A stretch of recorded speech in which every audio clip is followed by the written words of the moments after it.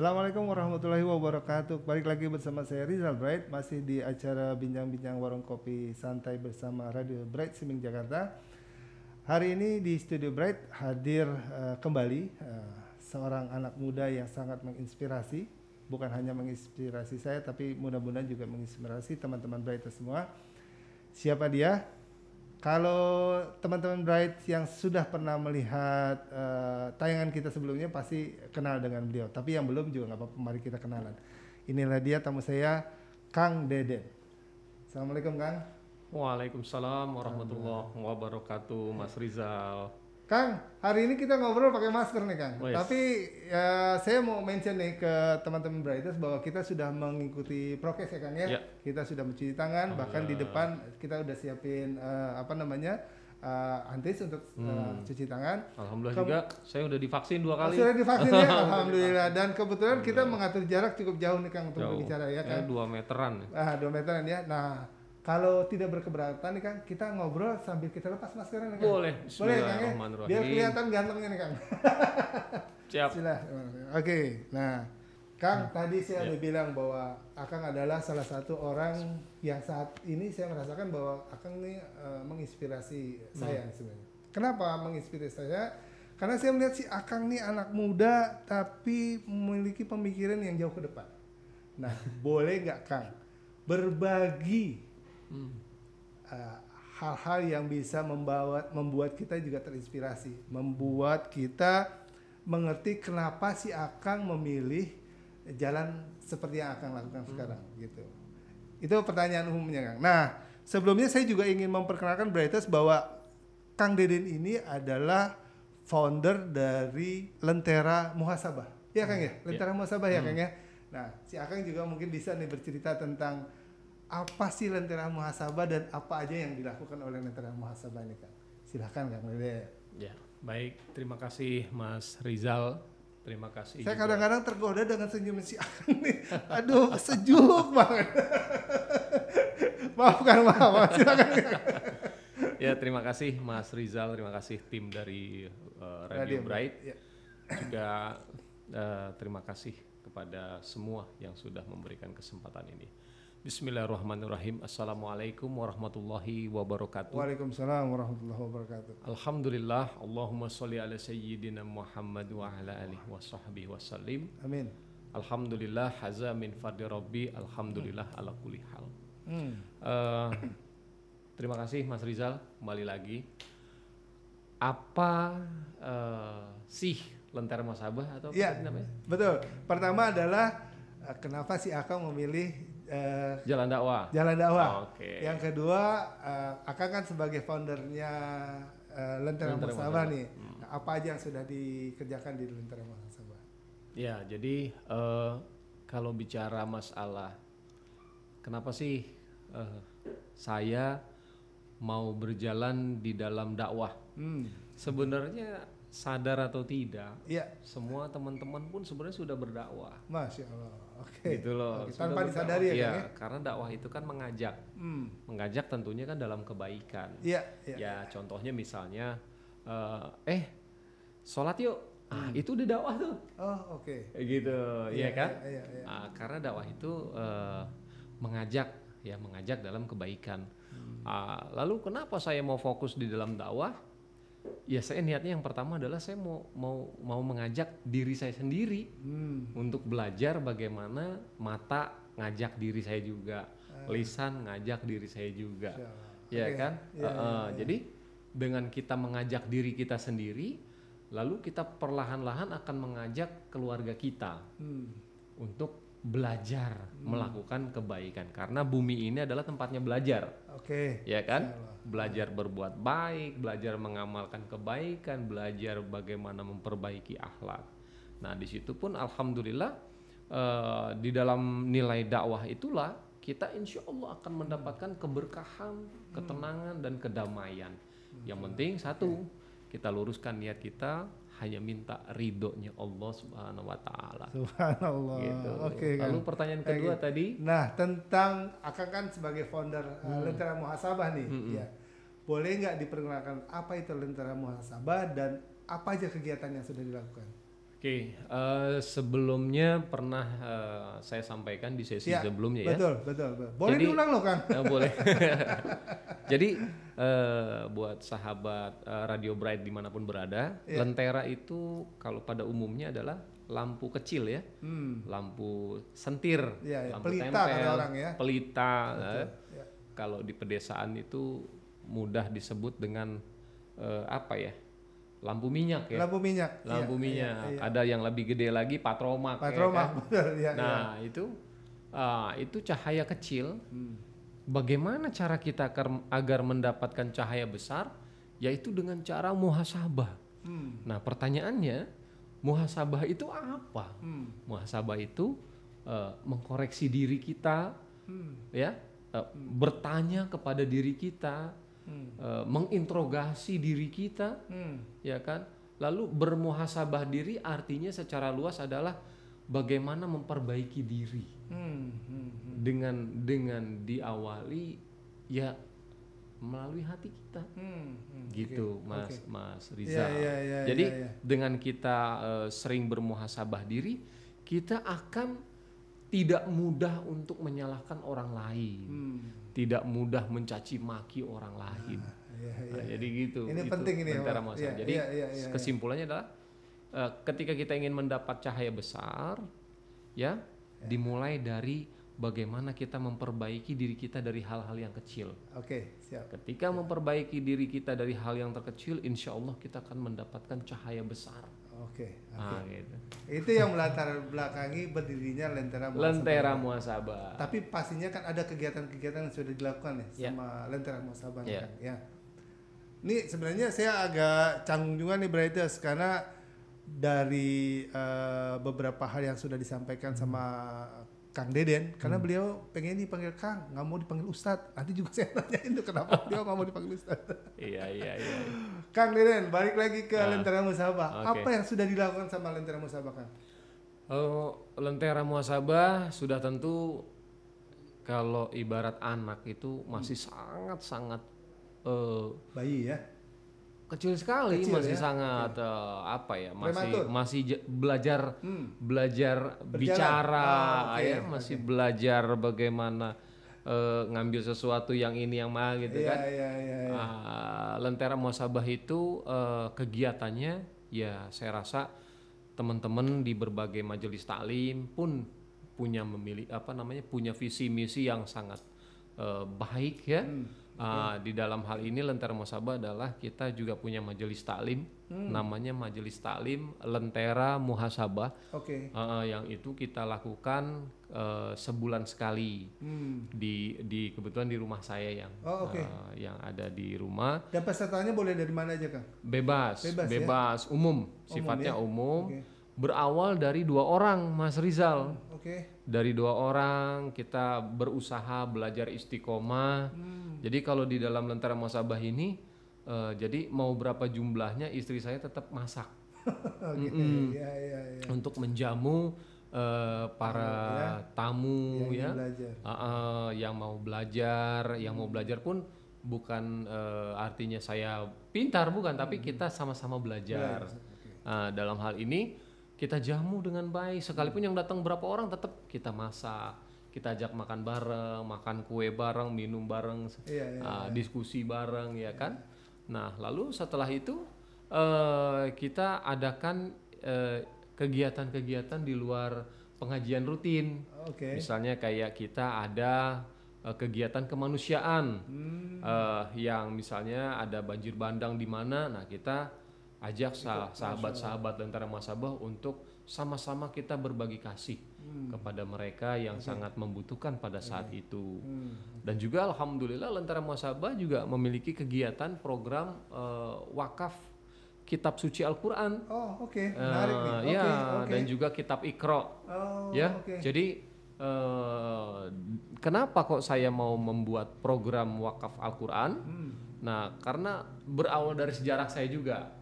Gitu loh Mas Rizal. Yang dimana dulu yang namanya kita dalam kehidupan ya mungkin pernah merasakan ya sebenarnya di dalam muka bumi ini suka duka itu yang penting kita bersyukur aja kepada Allah. Masya Allah. Kita bersyukur ketika Iya, kita iya. dikasih menurut kita itu pahit, ya kita bersyukur. Masya Allah. Menurut kita itu senang, ya kita pun bersyukur. Bersyukur. Ya. Gitu. Ya, Jadi ya. intinya adalah ya semua ujian. Ujian. Susah ya ujian, senang ya ujian. Bagaimana kita menempati di ujian itu ya, Bang? Ya? Bagaimana kita bersyukur kepada Allah Subhanahu wa taala. Itu Mas Rizal. Ya. Oke. Nah, masalah wakaf Quran itu tadi tuh saya udah mau panggil Pak Ustadz aja nih. Karena biasanya kalau yang ceramah-ceramah ini Pak Ustadz dipanggil aja nih. Tapi kenapa masih tahan dulu pertanyaannya nanti. Ini masalah yang wakaf Quran. Oke. Ya. Bagaimana kalau saya atau teman-teman ingin berpartisipasi melalui Akang Boleh. ikut berbagi Ya. wakaf Qurannya? Ya, jadi silahkan aja buat sahabat Radio Bright dimanapun berada dan juga sahabat Lentera Muhasabah dimanapun berada Siap. yang mau ikut program wakaf kitab suci Al-Quran bisa langsung telepon ke hotline-nya Lentera Muhasabah Oke. di 0858 1919 5970. Oke, boleh diulangi Pak Ustadz? Silakan Kang. 0858 ya 1919 5970. Baik, Ya. terima kasih Kang. Breiters, saya sebenarnya masih sangat penasaran banget dengan kenapa beliau tidak mau dipanggil Ustadz. Tapi kita akan tanya beliau setelah yang satu ini.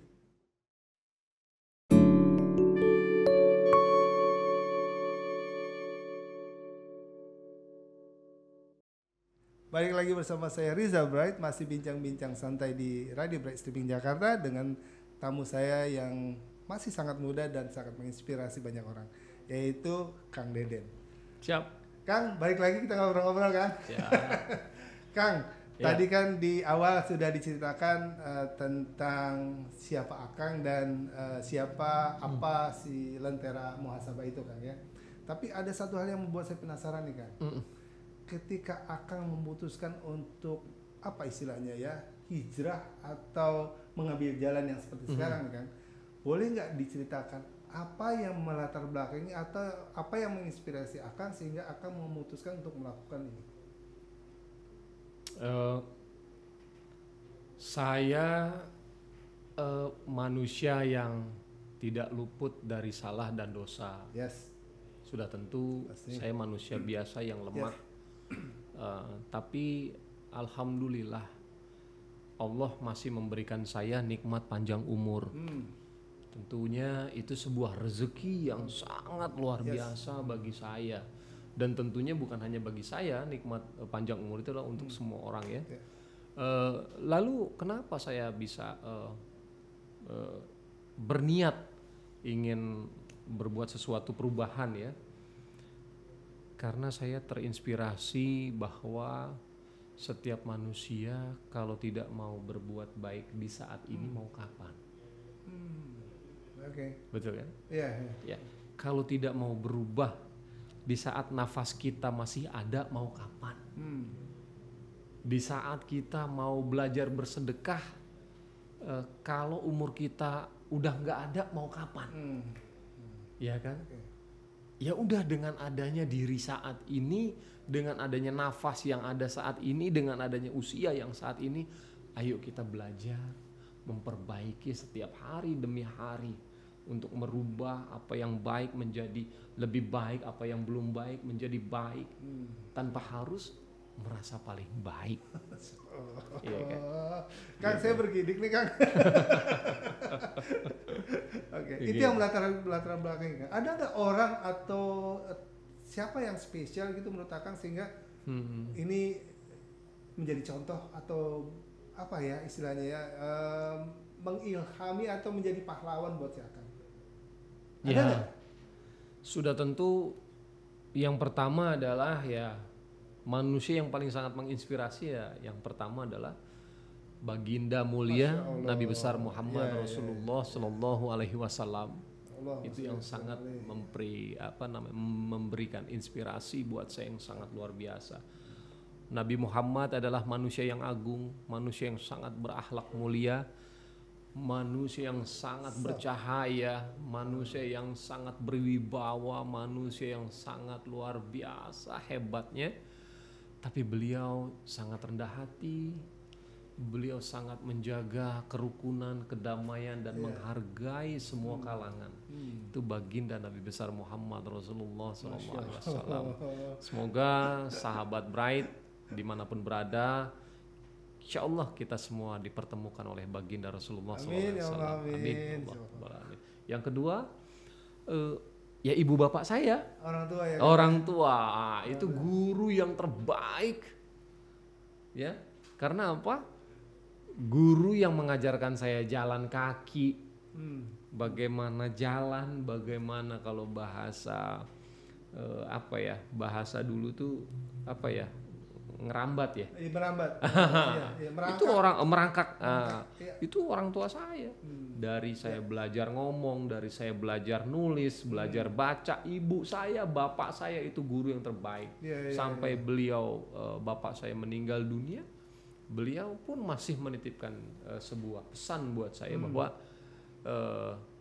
ketika dirimu masih ada di muka bumi ini, jangan lupa dua hal.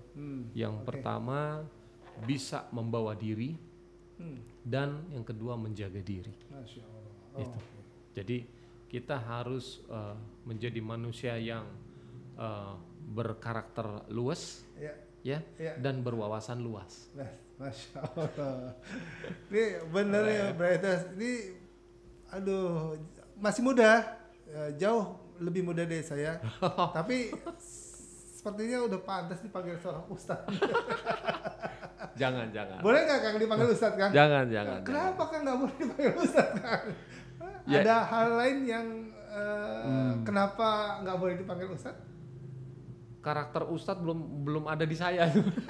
Saya masih belajar, saya masih muridnya ustaz aja deh. Tapi maaf ya Kang ya, dari bentuk penyampaian dan sebagainya, terus terang saya bergidik loh Kang. Bergidik gatal kan ya, gatal. Apa namanya? Saya tuh surprise gitu. Masih muda, tapi sudah memberikan suatu pemikiran yang positif, auranya baik, dan nggak terasa tuh hanyut aja gitu. Saya jadi introspeksi diri nih sekarang nih, Kang. Di dalam menjalani kehidupan nih, pasti kan ada pilihan. Yes. Ya. Pilihan-pilihan kenikmatan yang sangat relatif menurut saya. Iya. Saya jadi penasaran nih, sebelum Akang memutuskan untuk berdakwah kah atau menyampaikan hal-hal yang baik itu, sebelumnya Akang berprofesi sebagai apa sebenarnya? Ya, saya berprofesi sebagai manusia biasa. Ini kembali jawaban yang profil nih. Walaupun saya secara informasi ini dari teman-teman udah tahu loh, Akang ini seorang apa? Ayo dong Kang, cerita dong Kang. Ya, saya seorang pekerja. Jadi berawal dulu saya pernah juga jualan koran, ya. Saya pernah juga jualan komik Petruk. Jadi kalau dulu saya lagi kecil, umur 12-13 tahun tuh, kalau saya mau beli sepeda, itu saya jualan koran dulu. Wah. Saya kumpulin jualan koran bertahun-tahun. Itu lumayan lama ya, karena saya dari kecil saya senangnya dagang. Dagang. Jadi kalau saya mau punya uang tambahan, saya tuh jualan dulu. Jualan koran, jualan apa aja lah gitu yang bisa menambah uang jajan. Tapi uang itu saya nggak jajanin, saya kumpulin buat beli sepeda. Dulu sepedanya BMX buat sekolah. Lalu ibu saya, ketika bapak saya dulu nganggur, lagi usia saya kecil, saya pernah mengalami 2 tahun makan nasi sama terasi dan kerupuk putih. Itu 2 tahun apa 3 tahun gitu. Pada saat itu. Sampai sekarang pun ketika saya rindu dengan makanan itu, saya telepon mama saya, Mak tolong masakin itu dong, apa namanya, Terasi bakar. terasi gongseng. Iya, terasi bakar. Iya. Digongseng itu. Oh, digongseng ya. Digongseng, Iya. digongseng terus dicampurin nasi anget Iya. sama kerupuk putih tuh. Iya. Itu saya makannya sambil nangis. Benar, karena bertahun-tahun Mas Rizal, bertahun-tahun saya makan itu aja gitu kan. Mama saya bilang, "Bapak lagi nganggur. Jangan banyak mintanya ya." Anak 5. Iya. Jadi makan nasi terasi itu rame-rame tuh. Jadi kalau sekarang makan nasi kebuli rame-rame, itu saya dulu makan nasi terasi satu nampan rame-rame. Itu saya ngalamin tuh. Iya. Bener Mas Rizal. Nanti kapan-kapan saya bawain. Boleh. Saya bawain. Jadi Karena kita saya pernah juga Kang, kalau makan nasi dulu sama terasi kan ada asin-asin dan gurihnya. Oke, tapi nggak tiap hari kan? Nggak tiap hari. Saya tiap hari. Tiap hari. Iya. Saya itu. Terasinya dibakar kan? Nah, iya sama lah. Sama ya, Sama. digoreng ya. Nggak tiap hari. Kalau saya itu menu pokok saat itu. Masya Allah. Karena mau beli Iya. menu tambahan, Iya. mama saya kan mikirin buat besok. Iya betul. Iya kan, sehari makan 3 kali. Iya. Dikali 5 anak. Itu kan. Harus berhitung juga ya. Gitu. Iya. Terus saya bukan hanya itu. Jadi ketika saya pas lulus sekolah, saya ikut jualan nasi. Nasi rames tuh di Glodok. Oh. Aduh. Iya. Itu jualan nasi rames itu jam 11. Oke. Saya tuh nganterin nasi ke toko-toko. Ke toko-toko ya kan, para karyawan yang jagain toko gitu kan. Itu saya ini. Terus jam 3 itu saya bawa sebelum asar ya. Itu saya bawa ember hitam sama buku yang kayak tukang kredit tuh dulu tuh sama pulpen. Jadi pada saat jam 3 itu menjelang asar itu saya keliling nagih-nagihin, ada yang ngutang saya catet ya kan, ada yang bayar catet gitu. Itu berjalan setahun saya ngalamin itu. Ngalamin itu Mas Rizal saya. Ya intinya kalau dibilang profesi ya kalau dulu apa aja kita lakuin, yang penting halal berkah. Tapi masih ada satu pertanyaan yang belum kejawab sama si Akang nih. Kan kita jeda azan asar dulu. Siap. Nanti kita lanjutkan Kita sholat bareng. obrol-obrolnya. Kang. Ya. Akang cerita tentang masa kecil Akang nih, makan dengan nasi putih, terasi dan segala macam. Tapi Akang belum masuk ke Akang waktu masa muda. Kemudian masa Akang sebelum memutuskan gua harus begini nih sekarang nih. Cerita dong. Ya dulu ya saya pernah bekerja di beberapa perusahaan juga, ya kan. Pernah juga motret. Fotografer. Motret, fotografer landscape dan lain sebagainya. Masih sekarang tapi fotografer. Udah enggak. Udah alatnya udah kemana tahu. Bukan berarti karena nggak boleh kan ya? Enggak, bukan memang ya? Kalau saya fokus di foto khawatir malah dakwahnya jadi. Tapi sesekali ya saya motretnya pakai handphone lah. Terus juga saya pernah juga di dunia musik ya. Pernah di dunia musik. Ini musik cadas atau musik apa nih? Pop lah. Pop. Jadi dulu saya senang nulis lagu. Siap. Saya senang nulis lagu, tapi itu dengan lagu cinta ya. Romantis nih ya. Ya, katanya. Seiring sejalan, akhirnya saya putuskan untuk fokus aja deh di dalam dakwah. Tapi bukan berarti kita tidak mencintai seni ya. Tetap kita mencintai seni karena seni itu adalah anugerah dari Allah Subhanahu wa taala. Masya Allah. Yang penting bagaimana kita meluruskan niat kita, minta ridhonya Allah Subhanahu wa taala. Ini menarik nih. Waduh, saya jadi nggak tahu nih, muncul satu pertanyaan nih kan. Dalam Akang berdakwah di dunia milenial sekarang. Bagaimana Akang menyikapi berdakwah di dunia milenial? Contohnya ada dengan perkembangan teknologi. Tadi tentang memanfaatkan seni.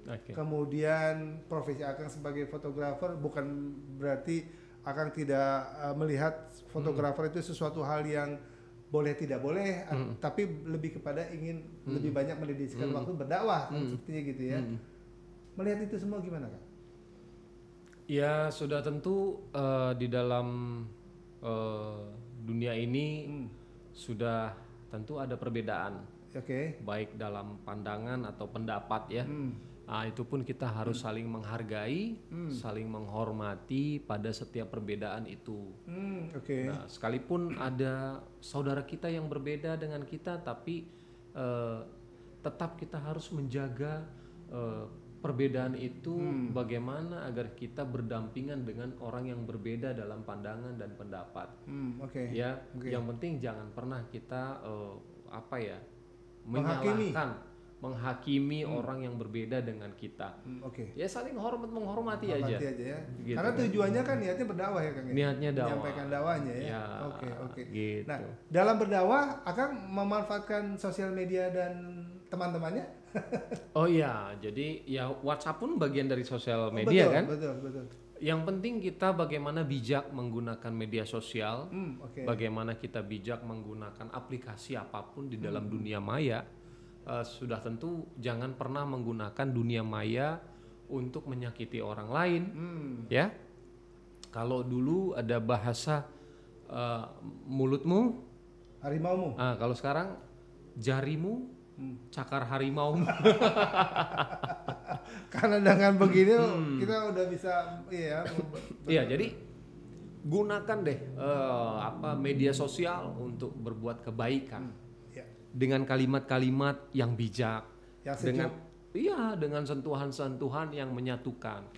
Jangan yang sudah bersatu jadi kita pecahkan, jangan yang sudah rukun kita porak-porandakan, jangan. Jadi bagaimana yang tidak rukun menjadi rukun, yang terpecah menjadi bersatu, ya kan? Yang tadinya panas menjadi sejuk, menjadi dingin, yang tadinya sudah dingin bagaimana melekat dengan cinta, kasih sayang. Masya Allah. Itu. Jadi media sosial itu kita gunakan dengan baik, karena suatu saat nanti apa yang kita lakukan, apa yang kita gunakan pun itu akan dipertanggungjawabkan di hadapan Allah Subhanahu wa taala. Aduh, Kang, sejuk banget, Kang. Ini udahlah, saya panggil Ustadz aja lah. Belum nyampe ilmunya. Tapi, Kang, saya dengar untuk kegiatan pengajian jamaah, Kang bersedia kan kalau untuk diundang ngisi tausiah atau diskusi dan segala macam? Ya sifatnya kita bukan ngisi tausiah ya.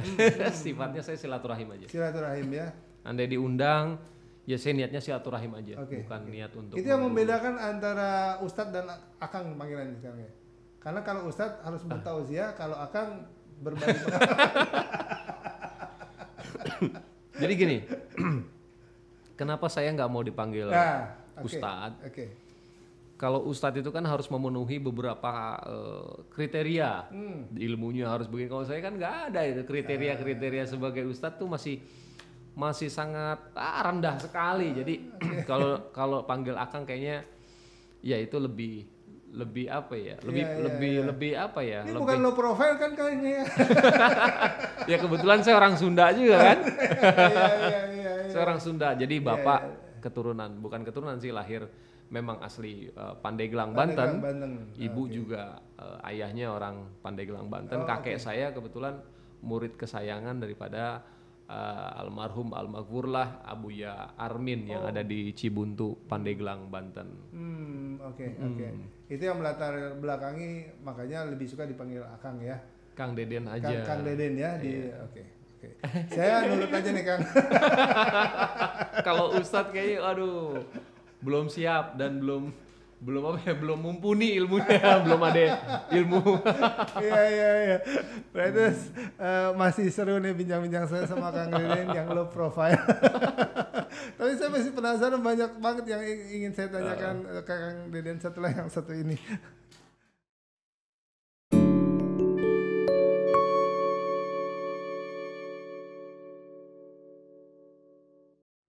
Balik lagi bersama saya Rizal Bright, masih di acara bincang-bincang dengan tamu saya yang sangat muda dan sangat inspiratif, yaitu Kang Deden.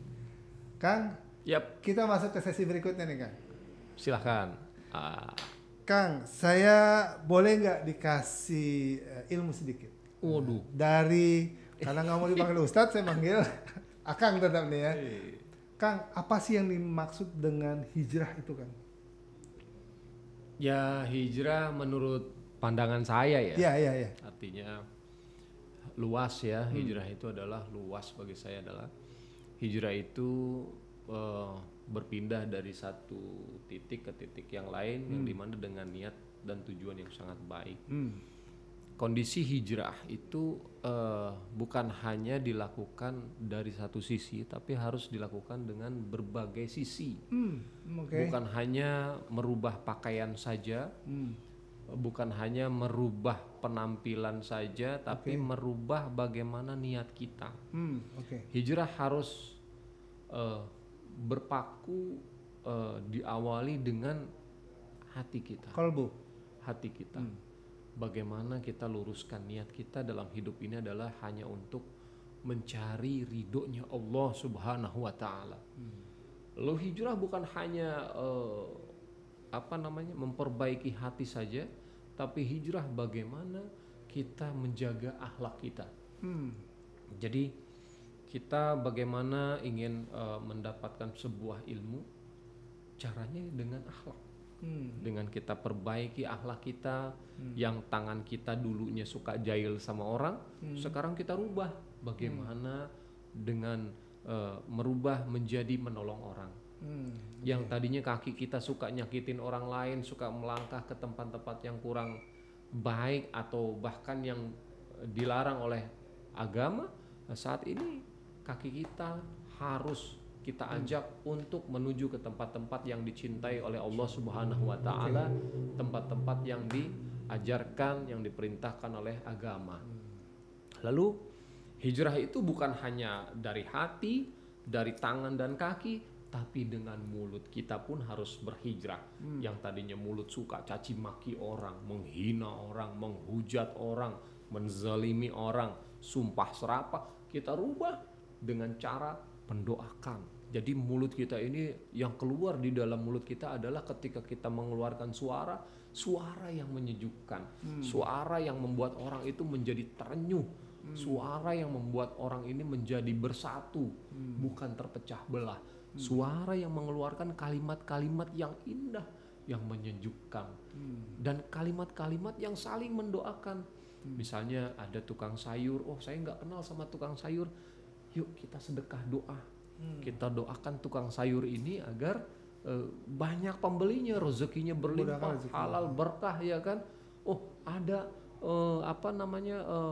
tukang parkir di sebelah sana, kita doain. Jadi saya lagi mengajak teman-teman untuk yuk ketika kita keluar rumah bacain Al-Fatihah kepada orang yang ada di sekitar kita. Jadi yang sangat sederhana sebenarnya. Jadi buka pintu, ya, kita ngelihat tetangga kita dan kita berdoa untuk seluruh tetangga kita. Ya Allah, berikanlah keberkahan kepada lingkungan ini dan penghuninya, ya kan, serta berikanlah kedamaian, kesejukan untuk bumi ini beserta isinya. Al-Fatihah. Itu yang terbaik. Jadi setiap kita mengeluarkan suara, keluarkanlah yang dimana suara itu, kalimatnya itu dapat mengandung kebaikan. Gitu loh. Ketika kita kesel sama orang, ya udah baca istighfar bulu-bulu. Gitu. Jadi hal-hal seperti itu yang harus kita ubah. Jadi bukan hanya tadi saya bilang, bukan hanya kaki, tangan, mulut, tapi juga pemikiran. Kita. Yang tadinya suka berburuk sangka, sekarang kita rubah menjadi berbaik sangka. Iya kan? Itu. Jadi itu nggak mudah, Kang Dede. Insya Allah mudah kalau kita kuat niatnya.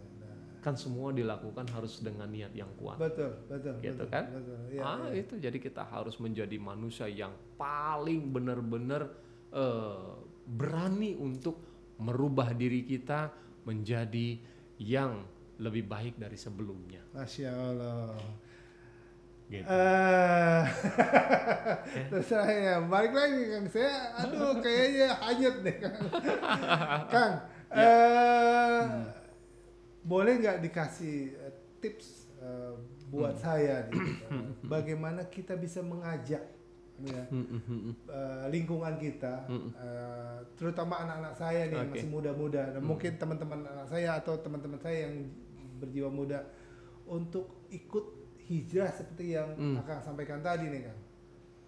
Ya sebenarnya Allah Subhanahu wa taala berfirman, ya, "Qu anfusakum wa ahlikum naro." Jagalah dirimu dan keluargamu dari siksa api neraka. Ya kita perbaiki diri kita dulu. Jadi kita sebagai orang tua nggak melulu menyalahkan anak, nggak melulu menyalahkan situasi kondisi, karena situasi yang saat ini ya kita nggak bisa pungkiri, teknologi sudah ada di depan mata. Betul. Ya kan, Instagram, WhatsApp, YouTube dan lain sebagainya. Ya pondasinya adalah agama. Agama pondasinya adalah agama. Artinya ya Mas Rizal melihat saya, maaf ya, istilahnya tadi yang Mas Rizal ungkapkan itu di hati saya tuh banyak istighfar itu. Insyaallah. Iya kan? Iya. Jadi artinya Ujian pun sebagai ujian ya Kang ya. oh iya, jadi jangan sampai kita terhanyut dengan kalimat-kalimat yang ternyata menjadikan kita berbangga diri. Jadi Masya Allah. kalimat itu bahwa ketika ada orang yang memuji kita harus beristighfar. Sebenarnya yang layak dipuji adalah Allah Subhanahu wa taala, bukan saya. Jadi kebaikan yang kita lakukan pun itu atas izin Allah Subhanahu wa taala. Yang dimana kita harus bersyukur kita diberikan kesempatan untuk berbuat baik di muka bumi ini, dan berbuat baik bukan hanya kepada sesama muslim, kepada yang non muslim pun boleh. Jadi kita harus berbuat baik kepada siapapun. Bahkan kita harus berbuat baik kepada pepohonan, tumbuhan, ya, lingkungan sekitar kita, apalagi hewan. Terus banyak lah. Jadi ketika kita tadi buka pintu rumah, udah niatnya berbuat baik. Ya Allah, jauhkan aku hari ini dan hari-hari berikutnya dari segala kemaksiatan, jauhkan. Gitu kan? Jadi terus berniat baik, berdoa yang baik-baik, dan jangan pernah kita berburuk sangka. Jadi kita harus berbahagia dengan takdir yang sudah Allah Subhanahu wa taala berikan kepada kita. Gitu. Baik, jadi dimulai dari diri kita ya Kang, memperbaiki diri kita Diri untuk kita. mengajak orang berbuat baik ya Kang ya. Siapapun dia, kalau kitanya nggak benar gimana mau dijadikan contoh ya Kang? Iya, makanya kan ketika saya ngomong begini, ini sebenarnya saya lagi nasehatin diri saya. Karena kan mulut saya dekat sama kuping saya. Iya kan? Mulut saya dekat sama hati. Mulut saya dekat sama mata saya. Mulut saya dekat sama kuping. Mulut saya dekat sama tenggorokan. Iya kan? Mulut saya dekat sama perut saya. Dibanding mulut saya dekat sama Mas Rizal. Ya kan? Artinya apa? Yang sangat tertegur dari mulut yang mengeluarkan suara ya orang itu sendiri. Sebenarnya. Gitu. Jadi ketika saya menyampaikan sebuah motivasi kepada orang lain, sebenarnya saya sedang ngajak diri saya untuk berbuat sesuatu yang lebih baik lagi gitu. Baik Kang. Ini baru loh saya dapat pencerahan bahwa ketika kita berbicara itu yang paling dekat adalah diri kita. Diri bukan kita. Orang lain. Jadi Jadi waktu kita berbicara ya kan tadi Qu anfusakum wa ahlikum, jagalah dirimu dan jadi kan jagalah dirimu dulu. Jagalah dirimu dan baru keluargamu. Baru orang lain ya. Kang. Ya. Kita agak keluar sedikit. Tapi masih ada hubungannya. Ini ponakan atau sedarah atau apa? Ya, masih berhubungan dalam konteks ini Kang. Ini kan masa pandemi ya Kang. Yes. Di mana banyak orang mengalami pekerjaan PHK. Ya. Bisnis dropping. Ya. Kemudian dinamika perekonomian berat. Ya. Mau bertetangga, mau bersosialisasi susah. Gitu. Bagaimana cara yang pas kita menyikapi itu Kang? Sebagai seorang yang bersabar. Buat sahabat Bright dimanapun berada dan juga sahabat Lentera Muhasabah dimanapun berada, saya mengajak diri saya pribadi dan kita semua bagaimana tetap kita menjadi pribadi yang bersyukur, bukan pribadi yang kufur. Dan bagaimana kita mengajak diri kita untuk tetap ridho, ikhlas, menjalani dan menerima takdir yang Allah berikan kepada kita. Yakinlah Allah tidak tidur. Yakinlah Allah Maha Pengasih, Allah Maha Penyayang. Allah tidak pernah memberikan sebuah ujian di luar kemampuan kita. Yuk sama-sama kita berbaik sangka kepada Allah Subhanahu wa Ta'ala. Saya yakin semua ini ada hikmah di balik semua kejadian ini. Tentu dalam hal ini setiap sahabat ada sebuah ujian, entah berupa perekonomian yang diuji oleh Allah Subhanahu wa Ta'ala, entah berupa kesehatan yang lagi diuji. Tetaplah kita berdoa kepada Allah, tetap kita berbaik sangka kepada Allah, yakin Allah Maha Pemberi rezeki, dan yakin hanya Allah sebaik-baik penolong. Masya Allah. Sampai saya punya teman, namanya Irwan Batara. Beliau menulis sebuah lagu yang judulnya saya yang nulis. Jadi dia minta saya untuk menuliskan judul. Jadi kutipan liriknya begini. Cukuplah Allah sebagai penolong, penolong tiap manusia. Allah adalah pelindung kita, sebaik-baik pelindung. Segera ambil wudu dan sholatlah, mohon ampun dosa. Pinta semua yang kau inginkan, insya Allah diijabah olehnya.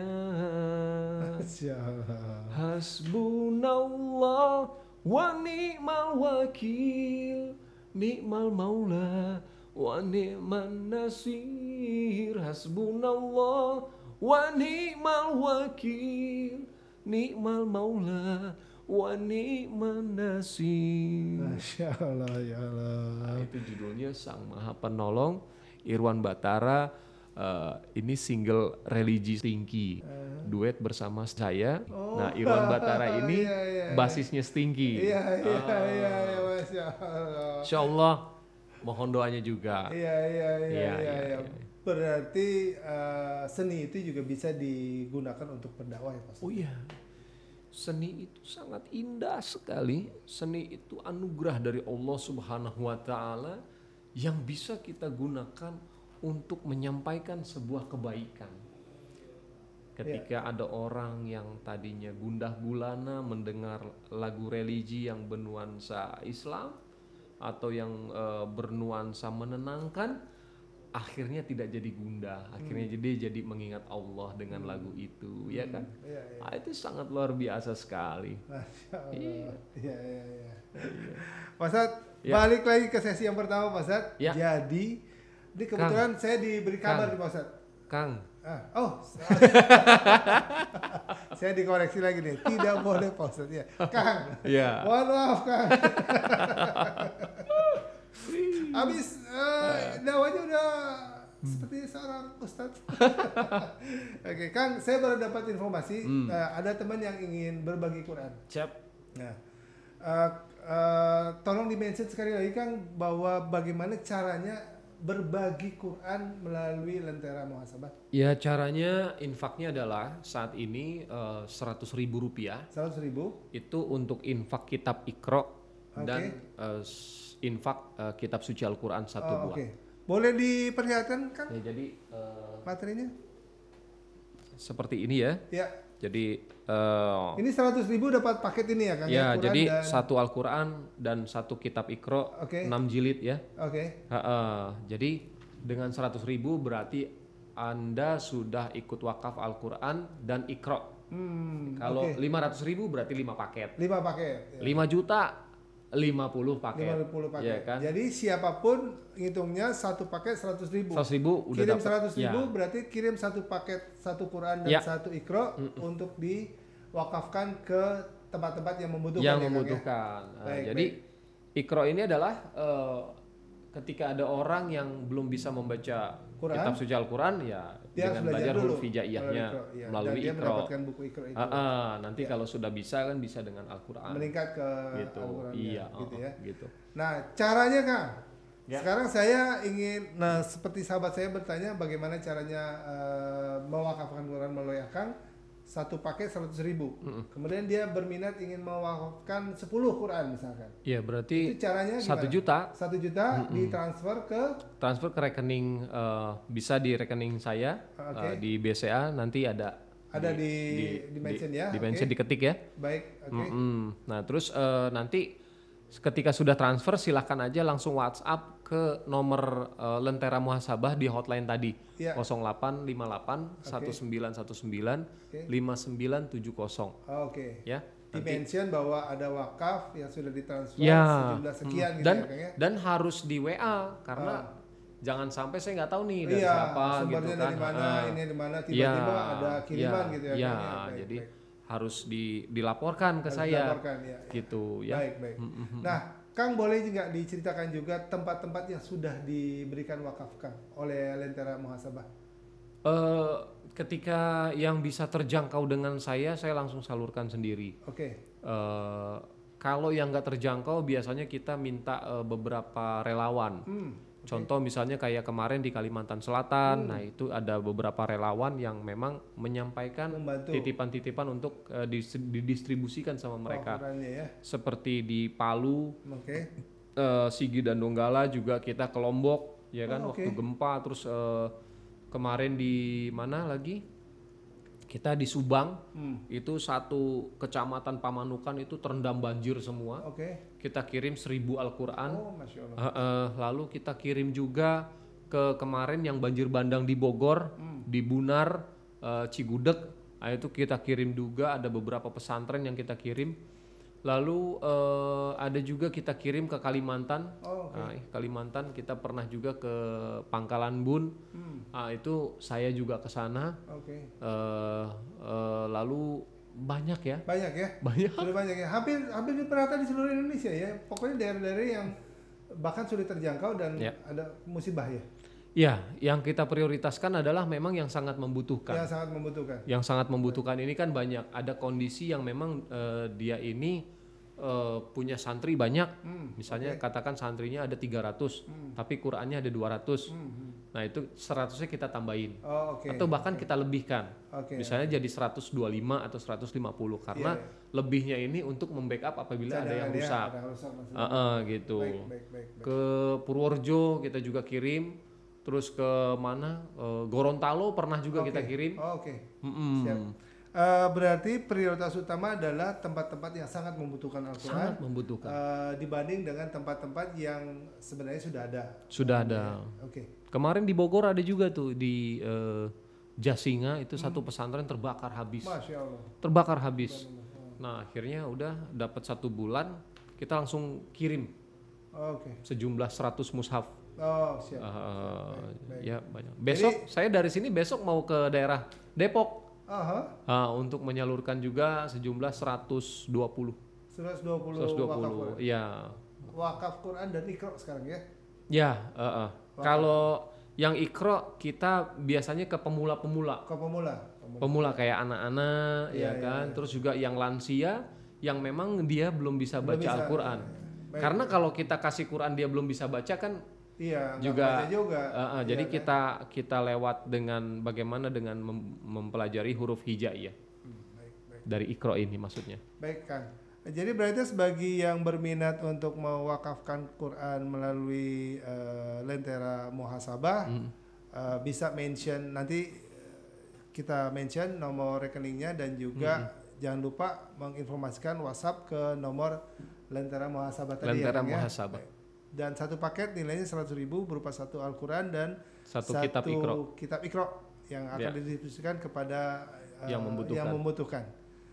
Baik, berarti itu bincang-bincang saya sama Kang Deden. Sekali lagi Kang Deden, bukan Ustadz Deden. Saya minta maaf atas kehilafan. Ya minta doanya aja Minta biar doanya, ya. biar saya bisa punya ilmu seperti Ustaz. Amin ya Allah, amin ya. Siap Kang. Saya nggak berani nih ngomong. Takut salah.